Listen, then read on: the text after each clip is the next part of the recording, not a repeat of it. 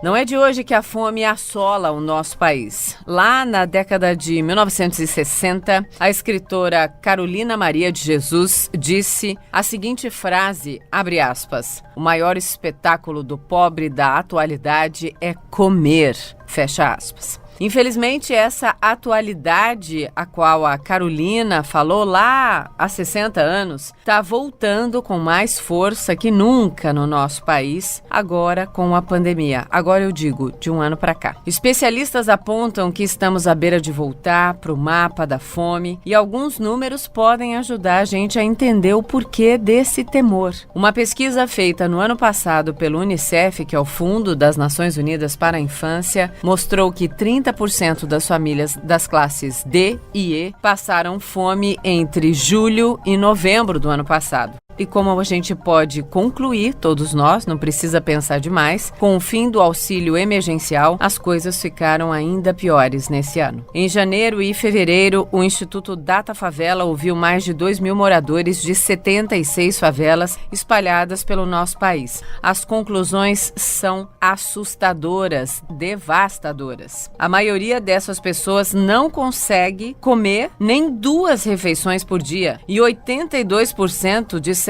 que só conseguem alimentar a família graças às doações.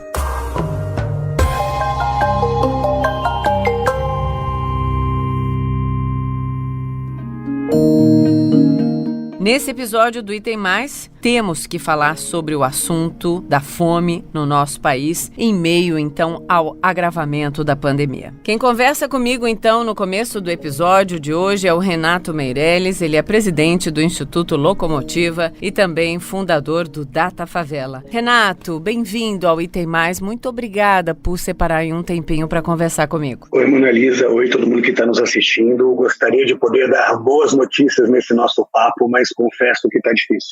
Não tenha dúvida que tá difícil demais e eu faço as minhas palavras, porque, meu Deus do céu, faz muito tempo que eu não dou uma boa notícia aqui na CNN, tanto no podcast quanto na TV, mas vamos lá, né? Essa é a nossa missão nesse momento. Renato, vou começar com uma constatação. 71% aí das famílias entrevistadas pelo Data Favela estão vivendo com metade da renda que tinham antes da pandemia. A gente consegue traçar aí um perfil de quais eram e são as ocupações dessas pessoas? Mona Lisa, o Data Favela, que é uma parceria do Instituto Locomotiva com a CUFA, com a Central Única das Favelas, tem diagnosticado durante todo o último ano de pandemia a situação econômica das favelas.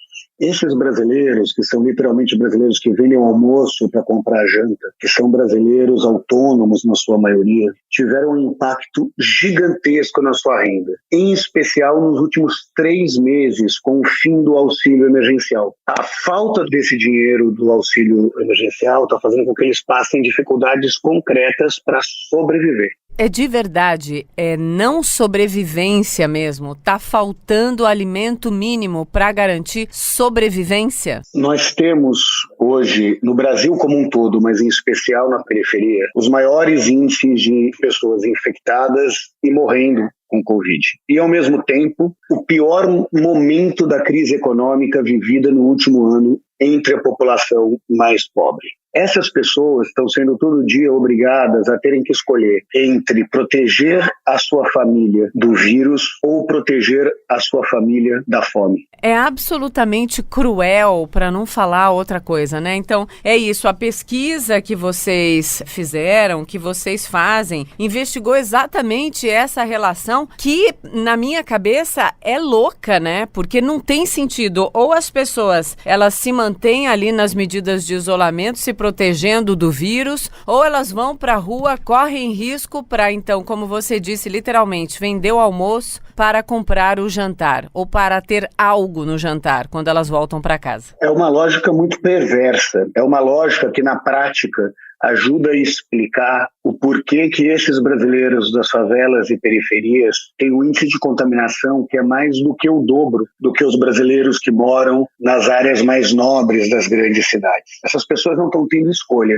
E são essas mesmas pessoas que fizeram efetivamente com que o Brasil não parasse. Porque elas não trabalham em profissões onde o home office é permitido. São as pessoas que acendem e apagam as luzes dos hospitais, são os lixeiros, os seguranças, os policiais, os vigilantes, os auxiliares de enfermagem, os motoristas e cobradores de ônibus. São esses brasileiros que fizeram o nosso país não parar e são eles que estão pagando a conta dessa desigualdade do nosso país. E a gente preocupado com futilidade, né? E a gente preocupado com perfumaria. Quer dizer, eu digo, as autoridades brasileiras que parecem, não, elas vivem, sim, muitas delas numa realidade paralela, fazendo discussões absolutamente desnecessárias e a gente vendo essa situação toda. Eu quero te ouvir mais sobre essa questão, olhando, infelizmente, para os mortos, né, na nossa pandemia, os números de mortos diários ou os números de mortos até agora, já passamos dessa marca absurda aí de 3.000 mortos por dia, né? Que foi o que a gente passou nessa semana que encerrou agora há pouco. A gente pode fazer essa correlação, então, dessas pessoas mais vulneráveis com as pessoas que mais morreram e as que mais estão sofrendo de fato com a pandemia? Sem absolutamente nenhum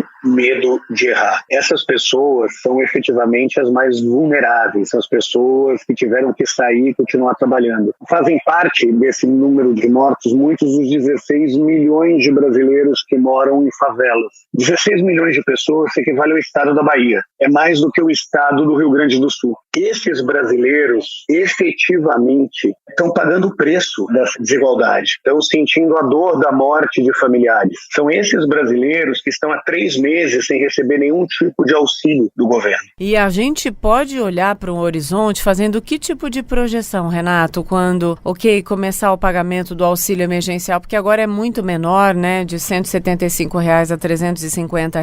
O ano passado lá o auxílio foi bem mais robusto, R$ 600, mas agora as autoridades, especialmente as econômicas, dizem que não há mais condições de voltar o auxílio no mesmo patamar. Os governadores até estão tentando dar, então, esse auxílio de R$ 600, seria uma complementação, mas é uma discussão ainda muito embrionária. Me ajuda a olhar, então, para o cenário futuro e, claro, com preocupação, sem dúvida. Infelizmente, o novo valor está muito aquém da necessidade desses brasileiros, em especial desses brasileiros que moram em favelas nas regiões metropolitanas, que têm um custo de vida muito maior do que as pequenas cidades do interior do país. Infelizmente, muitas vezes, o cálculo da pandemia é feito com uma lógica de que a morte é inevitável, de que nós estávamos começando a viver uma pressão inflacionária, e eu ouvi isso de alguns economistas falando, não, é claro que tinha que adiar o auxílio emergencial. Estávamos começando a ter uma pressão inflacionária, então nós temos que diminuir o dinheiro em circulação para segurar a inflação, à custa de muitas vidas.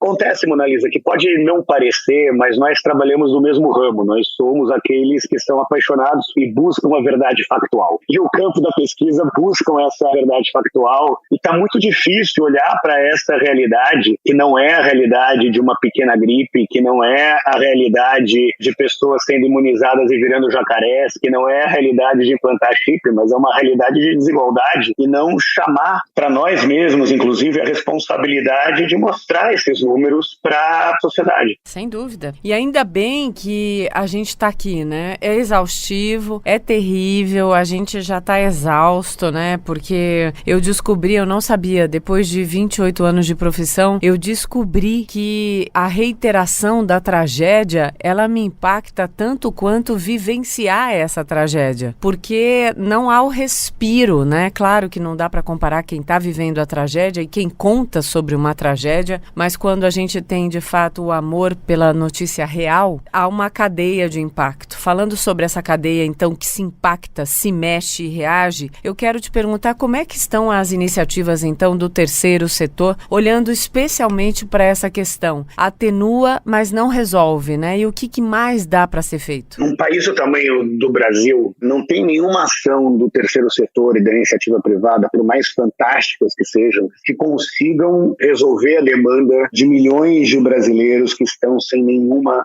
renda nesse momento. Agora, eu arrisco dizer que nós não tivemos uma convulsão social no início da pandemia, antes do auxílio, e não teremos talvez uma convulsão social agora, apesar de estarmos à beira de uma, por conta de organizações como a Central Única das Favelas, o Gerando Falcões. São organizações que efetivamente conseguiram pegar dinheiro da iniciativa privada e fazer com que esse dinheiro chegue na mão de quem mais precisa. Eu sou pai de uma menina de 1 ano e 4 meses e eu não tenho dúvida nenhuma que se faltasse comida no prato dela, eu não pensaria 2 vezes se eu tivesse que saquear uma loja ou roubar alguém para garantir a comida da minha filha. Não tem por que nós acreditarmos que na favela será diferente disso. Ou se resolve uma forma de distribuição de renda, ou se aumentam as doações nesse momento, ou nós corremos um sério risco de ter uma deterioração social muito grande no nosso país. E é o pior dos cenários, né? Agora, me ajuda aqui também mais um pouquinho. Como é que as pessoas que querem colaborar, como é que as pessoas que querem subverter essa ordem injusta podem, de fato, entrar nessa batalha? Como? Dá um caminho aí para quem quer fazer doação, por onde, como? Explica pra gente. São 2 caminhos,